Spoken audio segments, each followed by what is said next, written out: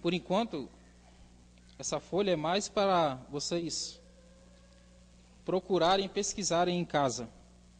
Nós vamos falar um pouco hoje, fazer uma introdução sobre as duas naturezas de Cristo. Então, eu trouxe aqui os termos que nós vamos usar hoje, linhas de pensamentos, e vocês estudem em casa. Amém? Então a Sandra fez a oração. Vamos todos abrir em Lucas capítulo 2.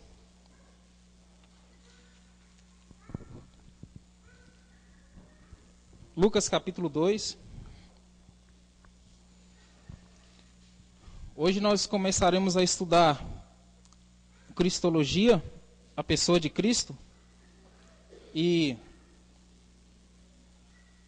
é bom que na introdução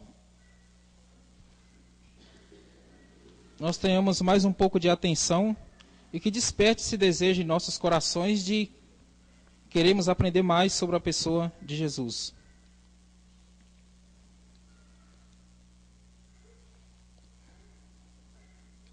Lucas capítulo 2, versículos 39.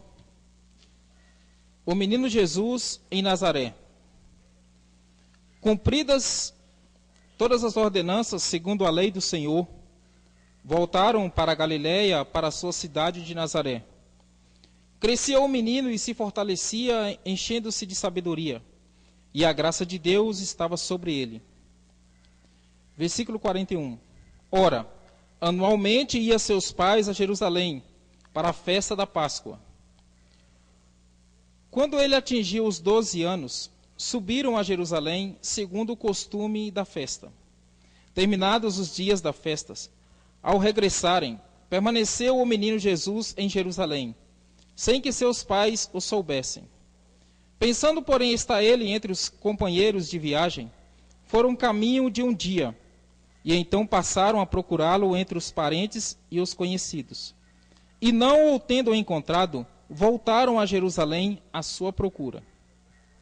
3 dias depois, o acharam no templo, assentado no meio dos doutores, ouvindo-os e interrogando-os. E todos os que ouviam muito se admiravam da sua inteligência e das suas respostas. Logo que seus pais ouviram, ficaram maravilhados, e sua mãe lhe disse: Filho, por que fizestes assim conosco? Seu pai e eu, aflitos, estamos à tua procura. Só até aqui por enquanto.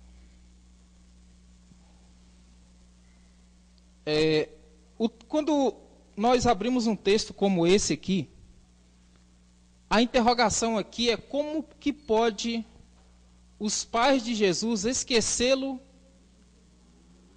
ou deixá-lo em Jerusalém? Como que pode, né? Como que pode, Daniel?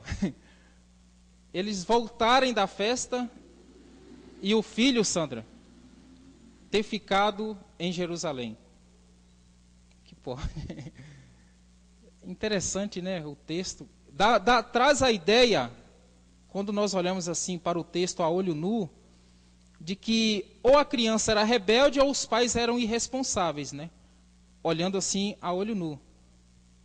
Mas se nós tentássemos entender o que aconteceu aqui, ou tentássemos entrar na história, tentar interpretar o texto, nós poderíamos até chegar a uma conclusão aqui.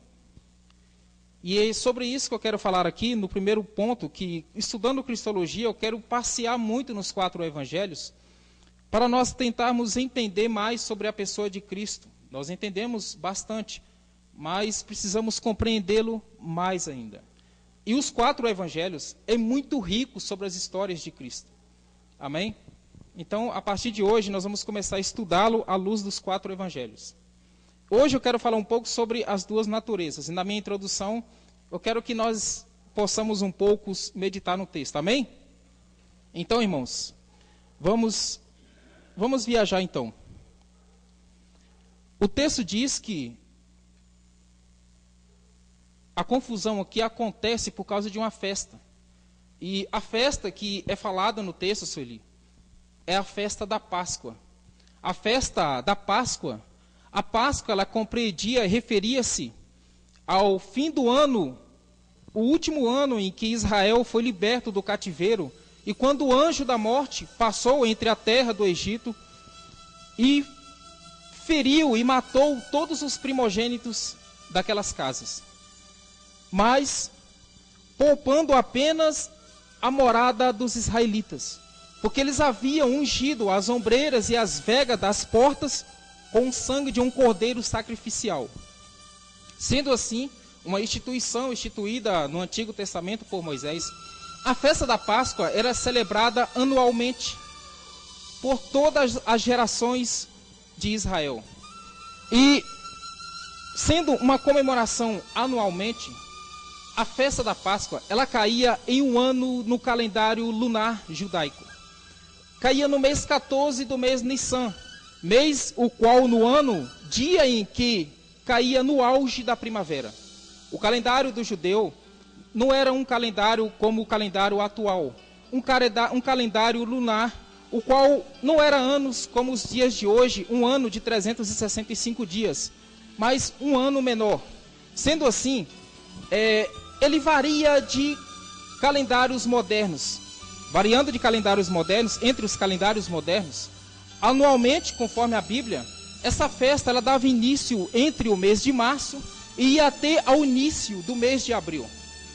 Essa festa que era numa cidade em Jerusalém, que era uma cidade muito conhecida, hoje era Londres, hoje era uma capital como Nova York, para eles naquele mundo antigo. Jerusalém era um lugar que no dia da Páscoa, essa festa anualmente, viam peregrinos de todas as partes para participar dessa festa anualmente.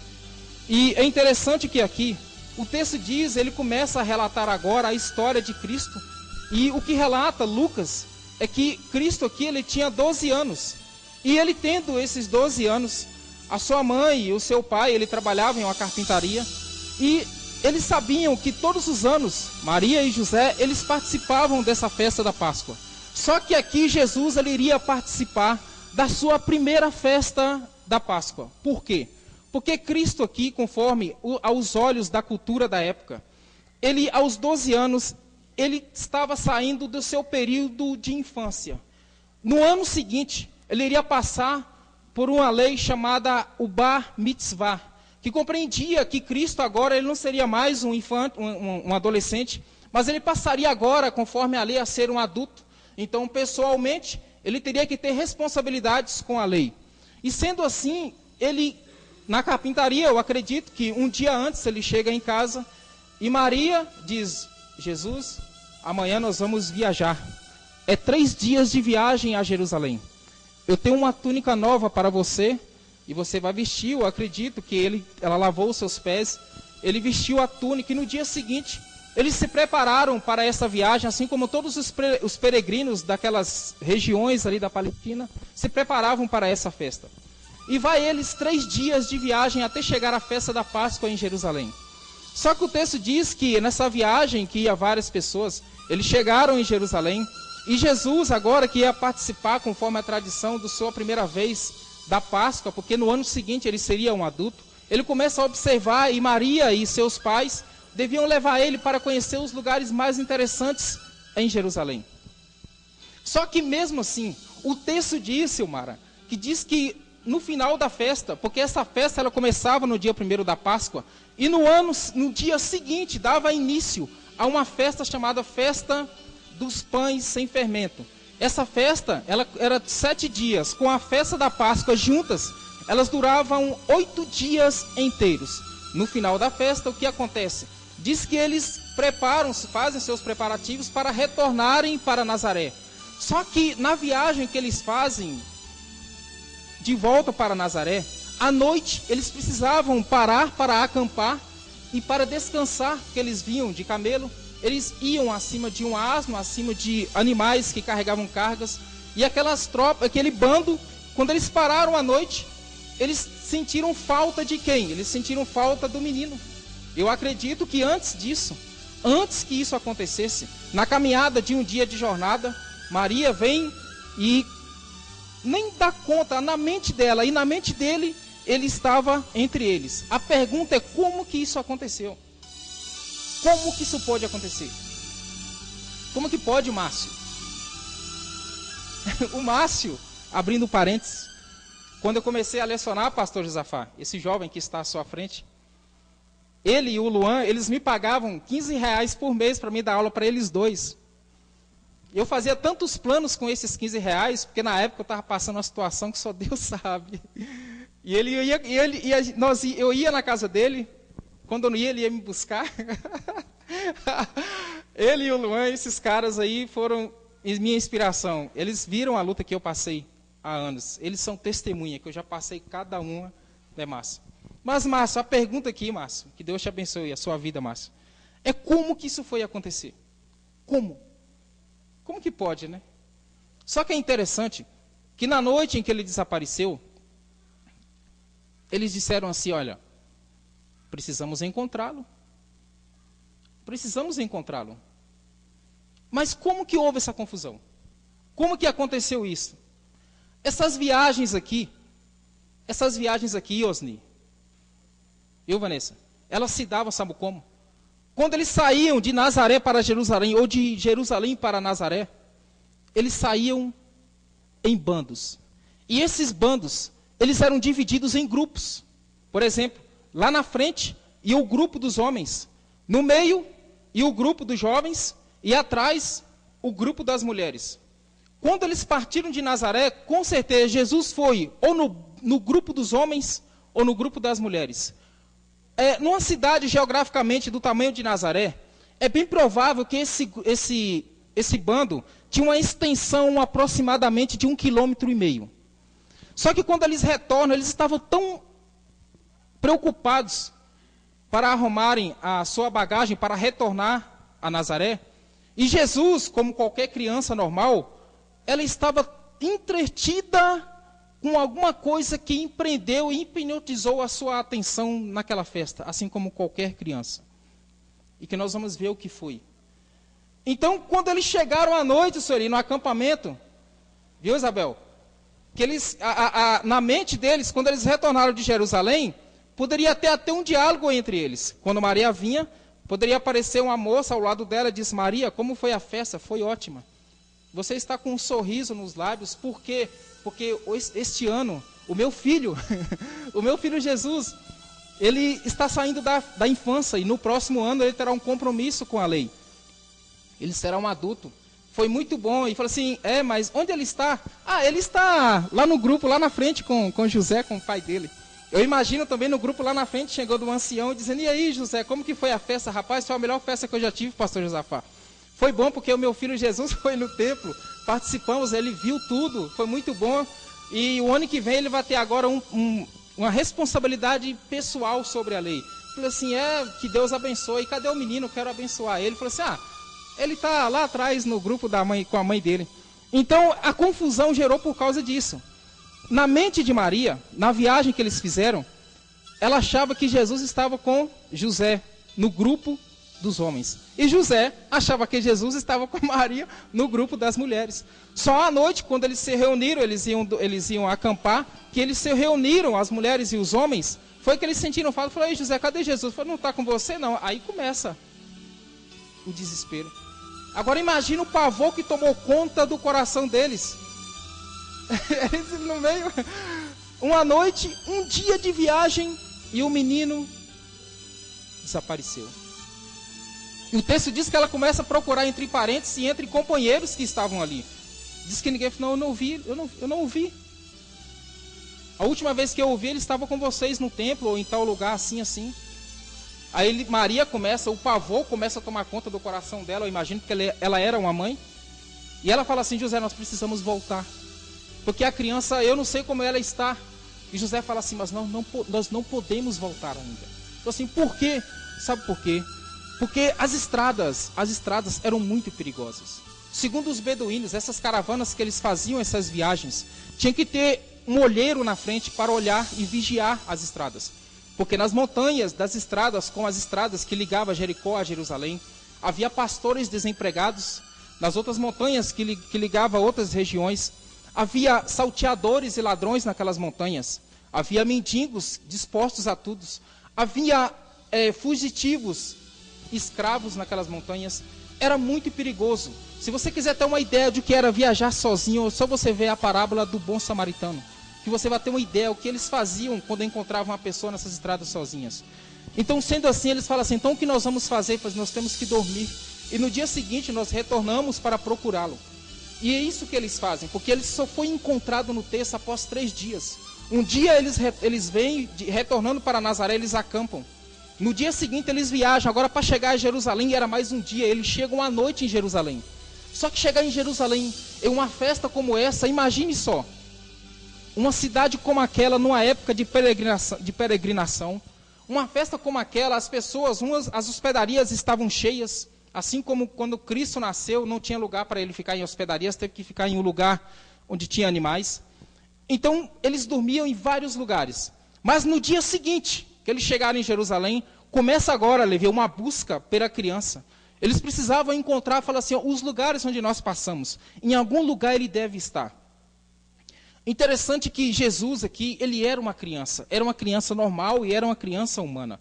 No século 2 e 3, pastor Josafá, apareceu vários escritos inventados por gnósticos, que ele é conhecidos como os escritos da infância de Jesus. E esses escritos apócrifos, que compreende a palavra apócrifos como não inspirados por Deus, esses escritos, eles traziam coisas sobrenaturais da criança Jesus. Diz que Jesus, muitas vezes, quando ele estava brincando, segundo esses apócrifos, ele fazia pássaros de barro, e ali ele fazia aqueles pássaros de barro voar. Diz um desses apócrifos que Jesus, na carpintaria, diz que ele fazia a madeira crescer para que ela se encaixasse conforme aquilo que seu pai José estava fazendo. Diz esses apócrifos que Cristo, quando ele ia brincar com as crianças, diz que ele brincava das crianças caírem mortas e depois essas crianças, ele ressuscitarem essas crianças. Diz que até quando uma das crianças, chegou num desses apócrifos, que eles estavam brincando e sentiu falta de um daqueles companheiros dele, daquelas crianças. E um disse assim, eu passei na casa do Mateuzinho, mas o Mateuzinho está com febre. Diz que Jesus fala assim, então vamos lá, então curar o Mateuzinho. Jesus vai lá e cura o Mateuzinho. Não. Esses são apócrifos, são não inspirados, esses escritos da infância de Jesus. Jesus não está aqui como uma pessoa dotada de fazendo coisas extraordinárias para que chamassem a atenção das pessoas e eles não soubessem o que estava acontecendo, não. O texto diz que quando eles chegam em Jerusalém, diz que eles olham e agora imagine só como encontrar uma criança em uma multidão daquela. Porque à esquerda, quando eles olhavam assim naquele comércio, naquela festa gigantesca, havia judeus da diáspora, havia judeus da Babilônia com aquelas vestes negras rastando no chão, havia judeus da Pérsia com túnicas e shorts listrados, havia judeus da Fenícia com suas túnicas e com bordados de ouro e prata. Só para vocês terem uma ideia, no lugar onde eles iam procurar Jesus, em Jerusalém, nessa festa, eram mais de 200.000 ovelhas e camelos para oferecer em sacrifício. Nesse lugar em que eles estavam, em que eles iriam procurar Jesus, ela olhava para a calçada em Jerusalém e tinha vários camponeses que vinham vender suas mercadorias em bancas alinhadas. Havia várias pessoas, havia vários oficiais tentando trazer as mensagens para oferecer ao público. Os oficiais tentando acalmar o povo. Ao lado, vários martelos batendo. Do outro lado, eles olhavam vários animais passeando. E de repente, eu imagino, ela veio assim, um soldado romano. Abro. Ela falou assim, será que aquele soldado encontrou Jesus? E tinha mais ou menos uns 20 soldados romanos pedindo passagem, porque atrás deles havia um condenado com a haste da cruz nas costas, seguindo ao Monte Caveira para ser crucificado. Este era o cenário em que Maria deveria procurar Jesus. Era muita confusão. E quando ela procurou em todos os lugares, eu acredito, porque no dia seguinte ela andou o dia inteiro. E quando ela chega a uma esquina, procurou em todos os becos, em todos os subúrbios de Jerusalém, não conseguiram encontrar a criança. E José chega para ela, ela fala, José, pelo amor de Deus, eu não aguento mais. Eu estou desesperada, procuramos em todos os lugares. Eu não sei mais aonde encontrar. Falou assim, olha, está vendo esse som? O som das 7 trombetas. É a hora do sacrifício. O som tinha um poder de colocar todos aqueles que estavam de joelhos em adoração. Ela falou assim, é o único lugar onde nós não o procuramos. Vamos ao templo para ver, é o único lugar, é o último lugar onde ele deve estar. E quando ela foi ao templo, diz o texto, que Jesus estava entre os doutores discutindo a lei. E quando Maria vê Jesus, ela olha assim no meio da multidão e se aproxima. Quando ela se aproxima de Jesus no meio dos doutores, penso na minha mente, que quando Maria vê ele, ela começa a empurrar as pessoas e começa a entrar no meio das pessoas, dá licença, por favor, é ele, a túnica que ele está usando. E quando ela se aproxima, ela agacha, coloca as duas mãos no ombro dele, coloca as duas mãos no rosto dele, abraça ele e diz o que o texto diz. Versículo 46. 3 dias depois o acharam no templo, assentado no meio dos doutores, ouvindo os interrogandos. E todos os que ouviam, muito se admiravam da sua inteligência e das suas respostas. Logo que seus pais ouviram, ficaram maravilhados. E sua mãe lhe disse: Filho, por que fizestes assim conosco? Teu pai e eu, aflitos, estamos à tua procura. Teu pai, José, e eu estamos à tua procura. 49. Ele disse e respondeu: Por que me procuráveis? Não sabeis que me procuraria estar na casa de meu pai? Maria diz: Teu pai e eu estamos aflitos, te procurando. Jesus diz: Meu pai é Deus. Aqui começa um dos maiores debates na história da igreja e da teologia. O estudo sobre as duas naturezas do Redentor. Porque o próprio Cristo, ele diz aqui que ele tinha uma natureza divina e uma natureza humana. Então agora, o próximo, por favor, Guilherme. É interessante que quando nós formos falar disso aqui, é que Jesus está falando que ele tinha uma natureza divina e uma natureza humana. O próximo slide. Só que é interessante que o nascimento virginal possibilitou a união plena da divindade e da plena humanidade. Quando Jesus diz assim: olha, eu estou cuidando das coisas do meu pai, o que vem na interrogação aqui é como que pode uma criança humana ter um pai como Deus, um pai espiritual.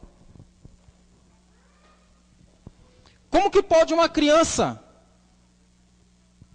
ser humana ao mesmo tempo e Deus ao mesmo tempo? E o nascimento virginal possibilitou a união da divindade e da plena humanidade. Ou seja, Cristo possuía uma natureza divina e uma natureza humana. A questão que nós vamos trabalhar é como que pode uma criança, um homem, ter uma natureza divina e uma natureza humana. Como?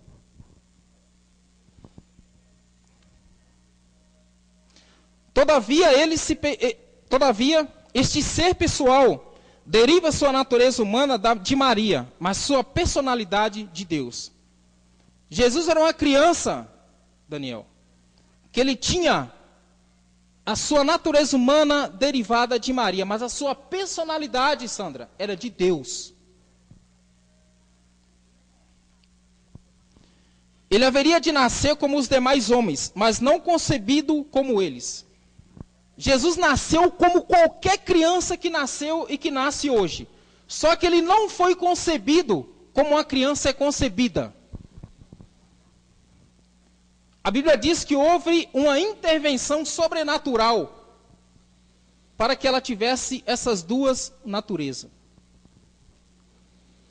A pergunta é, como que pode? E é interessante que quando Jesus ali, ele possui a natureza divina e humana, quando Cristo ele vem e encarna, ele vai ter um corpo humano para sempre. Nunca mais ele ia perder essa humanidade que ele adquiriu. Nem a morte separa o corpo de Cristo da sua humanidade. A divindade da humanidade. Nada mais separa. Uma vez que ele veio aqui e que ele tornou-se homem, ele agora é homem para todo sempre. Até os dias de hoje, ele agora é um homem. Deus e homem. Ele não fala assim, olha, quando eu cumprir a minha tarefa, eu não serei mais humano, eu voltarei para a eternidade. Não, ele fala assim, olha aí, Cristo, homem e Deus, uma vez que aconteceu aqui na terra, nunca mais voltaria atrás.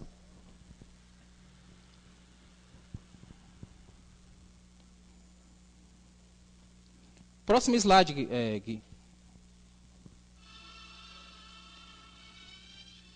Quando Cristo vem aqui, todas as pessoas, viu, Eduardo, que nascem, como nós estudamos nas alianças, elas nascem em pecado porque elas herdam o pecado corrupto de Adão.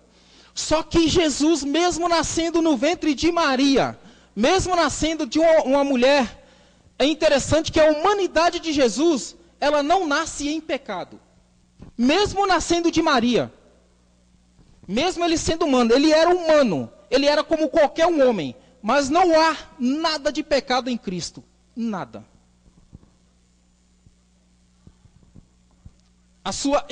Ou seja, o anjo aparece e fala assim, o ente que nascerá de ti, Maria, será santo. Ah, como que pode? É possível? O próximo. Jesus será um homem para sempre. Como? Com a natureza sem pecado e com a natureza divina. Agora a pergunta é, como que pode? Frigo, Jesus, a pessoa de Cristo, ele tinha as duas naturezas dentro dele ou não? As duas naturezas eram distintas ou não?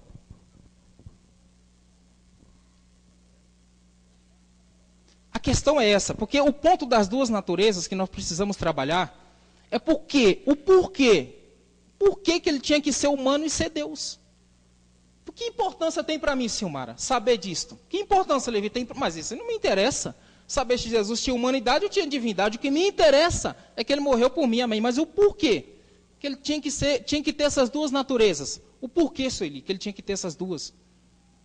Por que ele tinha que ter as duas naturezas? Por que, Guilherme?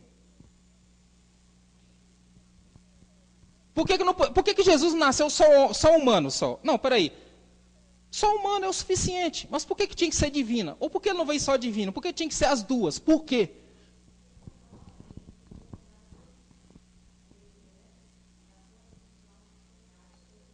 Sim.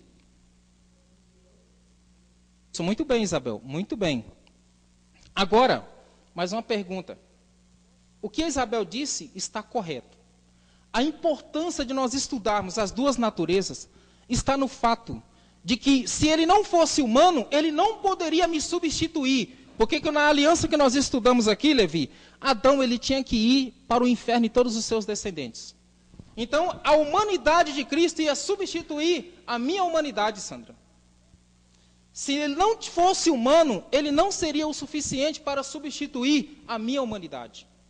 Então, ele tinha que ser um humano por completo. Ele tinha que ter tudo aquilo que eu e você tem. Como homem, ele tinha que ter. E como a Isabel disse, como Deus também. Agora, sim. Agora, olha uma coisa interessante. A folha que eu dei para vocês. A folha.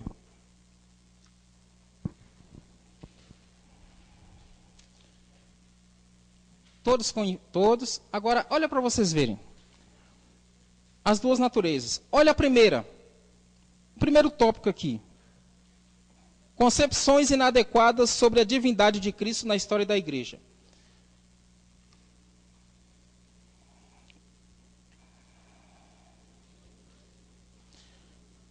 Apolinário, que se tornou bispo em Laodiceia em 361 depois de Cristo.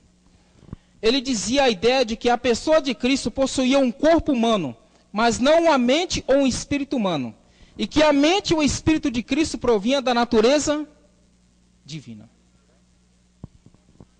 Apolinário, um bispo de Laodiceia, ele dizia que Cristo, ele possuía um corpo humano, mas não uma mente humana ou um espírito humano. E que a mente e o espírito de Cristo provinha da natureza divina. Ou seja, A única humanidade que Jesus tinha era o corpo. O espírito era só Jesus. Correto, Guilherme? Quando se fala de duas naturezas, humana e divina, a humanidade, Flávio, o que ele pregava era o corpo. O espírito ou a mente era o verbo, era o Deus encarnado. Era a divindade. Correto, Eduardo? Correto? Quem tem esse conceito, Osni? A irmã, qual é o nome da irmã? Teresa. As duas naturezas compreendem a humanidade, Wilson, como o corpo, só o corpo é a humanidade, e que a parte espírito ou mente é a divindade? Correto? Sim? Correto, Levi? Acha que não. Por que, Levi? Ele tinha, então veja bem, a dicotomia que o Levi está fazendo aqui, a dicotomia de Apolinário, é que quando se fala, Daniel, da humanidade de Cristo era só o corpo. E quando se fala da parte material espiritualmente, aí já era a divindade, era o Jesus que encarnou. Só que o Levi disse que não. Levi disse que ele tinha humanidade e tinha divindade também. Tinha os dois dentro dele, dentro do corpo. Então ele era corpo, Jesus era corpo humano. Diga, Levi.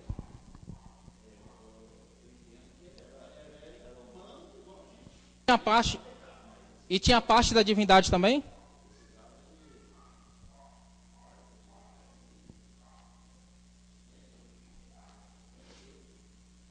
Osni? O conceito de Apolinário, diga, Osni.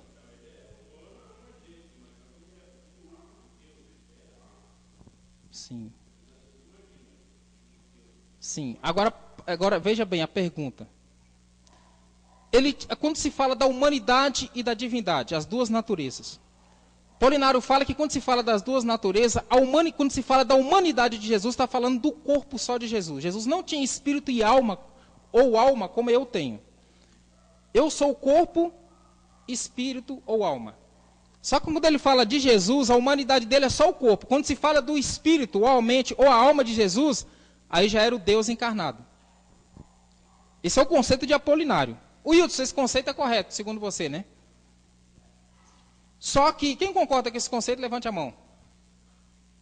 Ninguém? Márcio? Quer comentar alguma coisa, Márcio? Sobre esse conceito?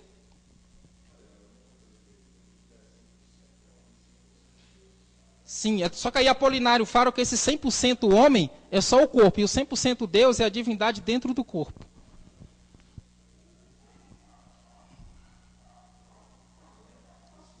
Pode falar, sim, Sueli.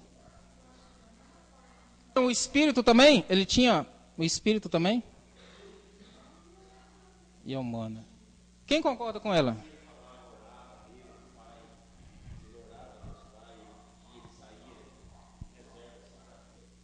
Olha aqui. O conceito de Apolinário, sabe por que foi rejeitado pelos concílios que eu vou trazer na próxima semana? Porque o conceito de Apolinário é que se Jesus, ele era só corpo e a divindade, quando ele morreu na cruz, ele só poderia salvar o meu corpo, o meu espírito, ele não poderia salvar. A minha alma ele não poderia. Porque, entendeu o que deu a questão, Osni? Entendeu, Vanessa? Se Jesus veio para substituir a minha pessoa, ele tinha que me substituir por completo, corpo e espírito. Mas se Jesus, Wilson, só veio em corpo e a parte da divindade, era impossível ele salvar a minha alma. A minha alma ia para o inferno. Ele só tinha a capacidade de salvar o meu corpo, porque a humanidade dele estava só no corpo. Entendeu, Flávio? Por isso que o conceito de Apolinário, Daniel, não concorda. E se tiver alguém aqui, Teresa, com esse conceito de humanidade que era só o corpo, não pode. Entendeu, Márcio? Quando ele morreu na cruz do Calvário, ele tinha que ser humano por completo, para me resgatar por completo. Meu corpo, Levi, e a minha alma. Muito bem, Levi. O outro conceito interessante que, olha o que diz o nestorianismo. Nestório era um pregador famoso em Antioquia desde 428 depois de Cristo, bispo de Constantinopla. E Nestório diz que, na doutrina do nestorianismo, que a doutrina que havia duas pessoas distintas em Cristo era uma pessoa humana e outra divina. Quem concorda agora com esse ponto de vista aqui? Diga, Levi. O Wilson. E na história agora? Porque na história agora fala assim, Apolinário, eu não concordo com você, não. Eu não concordo, Apolinário, eu não concordo com você. Você fala que a humanidade é o corpo e a divindade. Eu te digo que é o seguinte, é o espírito e a divindade, duas pessoas distintas dentro de um corpo. Silmara. Guilherme. Eu não pergunto ao pastor Josafá porque ele responde, aí vocês não pensam. E aí, Sandra? Porque o Márcio, né, Márcio disse assim, 100% homem e 100% Deus. E eu acabei de dizer aqui, não acabei de dizer, o Marcos. Acabei de dizer, Osni, que ele tinha a parte humana e a parte divina. Por isso que eu estou perguntando para vocês se o conceito está correto aqui de Nestório. Sueli. Agora Nestório fala assim, Kleber, você falou correto. Você falou que ele tinha as duas naturezas. Agora eu vou definir. Oi, diga, Sueli.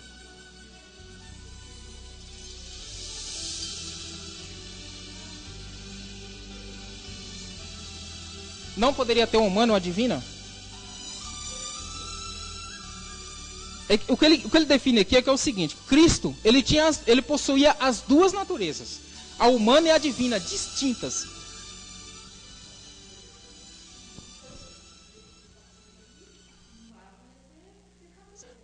Deixa eu te dizer, Sueli, só uma correção aqui, para todos aqui.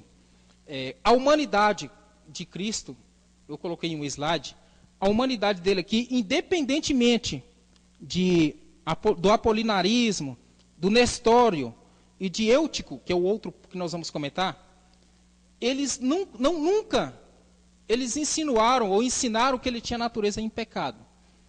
Entendeu? Porque as pessoas falam assim, mas Kleber, esse negócio é muito complexo, mas é muito importante para a igreja. Para a igreja entender a salvação no seu todo. Não é chegar aqui e dizer, Cristo morreu por mim, mas eu preciso de mais alguma coisa para ser salvo. A ideia aqui é essa. A ideia aqui é você ter uma convicção racional da salvação. Que Cristo ele substituiu tudo para me salvar. Não precisa de mais nada, é suficiente. Ele não tinha essa corrupção. O que Nestório fala assim, os dois eram distintos. Só qual é o pensamento dele aqui? O pensamento aqui de Nestório é o seguinte. É que Jesus, ele tinha as duas naturezas, Márcio, viu, Cristina e Eduardo, distintas. Sabe o que quer dizer isso? Quer dizer que Jesus, vezes, você pegaria Jesus conversando com ele mesmo. Ele fala assim, eu vou curar aquela mulher. Aí vinha outra e fala, não, você não vai curar, não. Mas por que eu não vou curar? Porque você não pode curar, porque eu não quero curar. Ah, mas você é humano, eu sou divino, eu vou curar sim. É isso que ele está dizendo. Ele está dizendo que quando Jesus fala assim, eu vou para Jerusalém, aí a humanidade, a natureza divina fala, não, mas eu quero ir para Jericó. Aí começa uma guerra entre os dois, não, mas eu vou, não, você não vai. Dentro dele, é isso que ele está falando. Diz que a humanidade queria uma coisa e a divindade queria outra. Há uma pluralidade de pessoas. A humanidade é separada da divindade dentro do corpo. Às vezes a humanidade queria comer peixe e a divindade queria comer pão. É isso que ele está falando. É por isso que eles não aceitaram também esse conceito. Diga. Sim. Deixa eu ver. Isso, o que ele está dizendo, é isso que ele está dizendo. Ele tinha as duas. Só que eram separadas. Isso, para entender bem. Pode-se usar essa analogia. Diga, Osni.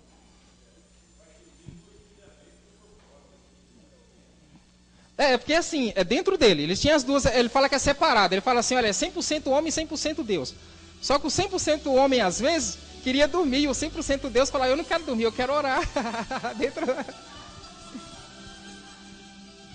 Mesmo assim, ele fazia distinção, que as duas estavam dentro dele. Se for pegando esse ponto de vista seu, que a divindade era maior, então a humanidade sempre tinha que ser submissa. A humanidade nunca tinha vontade própria dentro dele, dentro do corpo.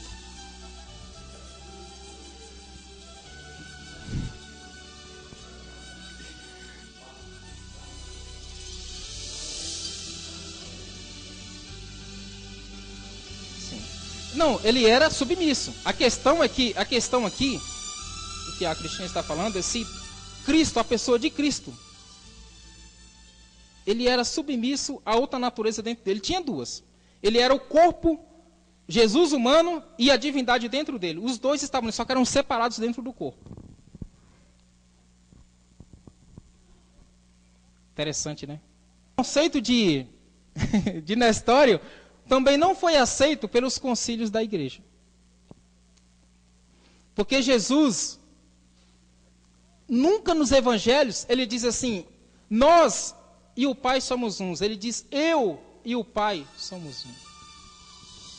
Ele tinha as duas naturezas, mas nunca distintas. Você nunca vê Jesus nos evangelhos confrontando outra natureza dentro dele. Mesmo na morte, no Calvário, elas não se separam, elas são uma.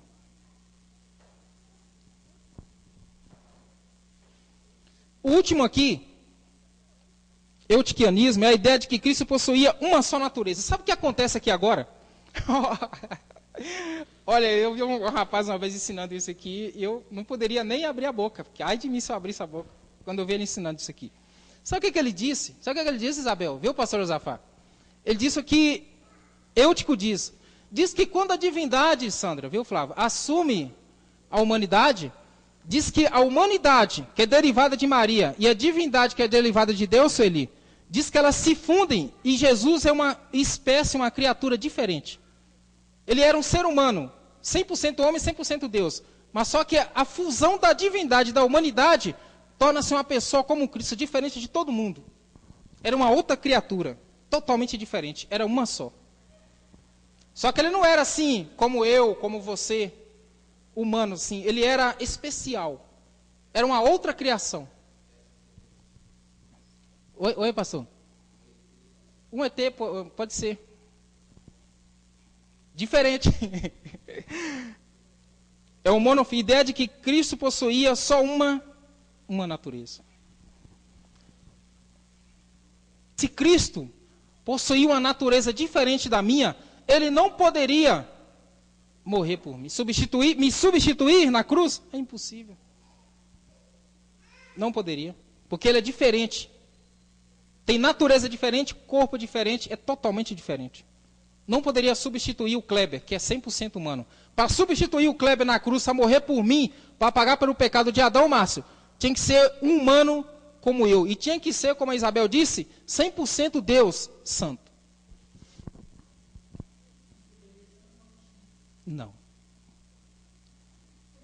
Ele tinha que me substituir. Ele tinha que ser humano por completo. Só que a Bíblia diz também que ele era Deus. O Santo fez com que as duas naturezas, a natureza humana derivada de Maria e a natureza divina, tornasse Cristo em uma só pessoa. Uma só pessoa. Agora eu quero que vocês entendam uma coisa. Se Jesus houvesse sido gerado de maneira natural e não sobrenatural como foi, certamente ele não poderia ser chamado de santo. E a santidade da natureza divina é essencial. E a santidade da natureza humana é derivada, mas perfeita. Cristo era santo tanto humanamente como divinamente, mas era uma só. Só que aqui é só, como eu disse, é só uma introdução sobre as duas naturezas.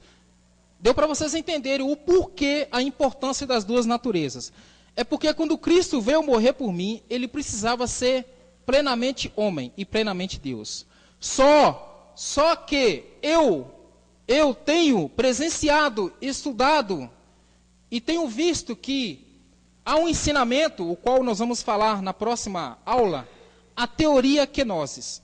Essa teoria diz que quando Cristo ele veio, baseado no texto de que Paulo, que eu não vou trazer o texto hoje, é que quando Cristo ele se humanizou, ele se esvaziou de toda a sua glória. Ou seja, é por isso que na infância que Lucas fala, ele não fez milagres. Porque ele se esvaziou de todos os seus atributos e andou aqui na terra, não como Deus, só como homem. É o que nós vamos estudar. Amém? Deu para entender até aqui um ponto qual que nós vamos estudar? É complexo, né? Mas vale a pena. Pastor Zafá, quer comentar, acrescentar alguma coisa? Diga. Sim. Sim. X também. Porque Deus tornou santa essa natureza humana no ato da concepção. Porque quando o Espírito Santo ele vem sobre Maria e gera ali Cristo, pastor Zafá, o Espírito Santo, a natureza humana é derivada de Maria. E se vamos olhar um texto que Paulo usa uma palavra grega, esperma, que é semente da linhagem. Só que a humanidade dele, o Espírito Santo coloca totalmente santa.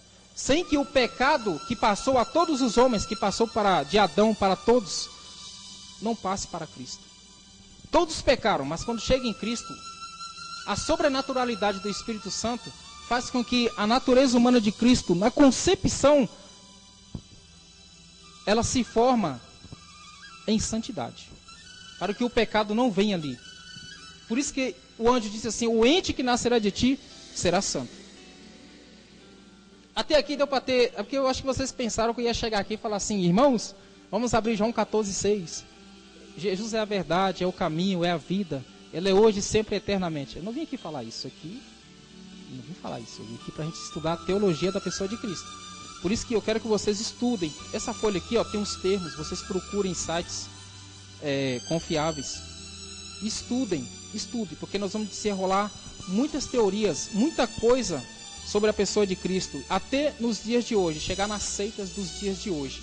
O que ensinam por aí? O porquê que Cristo não é suficiente para salvar muitos. Eles colocam Cristo e acrescentam outras coisas. Porque eles não entenderam a doutrina completa no seu todo da pessoa de Cristo.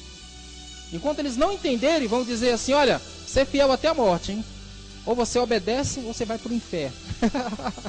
Então temos que entender até esse versículo, mas à luz de Cristo. Cristo é o centro das Escrituras. Tirou Cristo das Escrituras, a Bíblia, ela simplesmente não serve para nos salvar. Se torna um livro comum. Amém?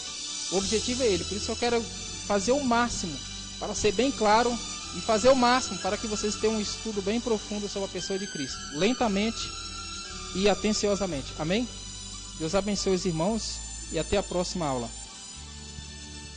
Alguém ficou sem a folha e quer levar? Quem ficou sem a folha? Ah, vem aqui, Wilson. Vem aqui, abençoado.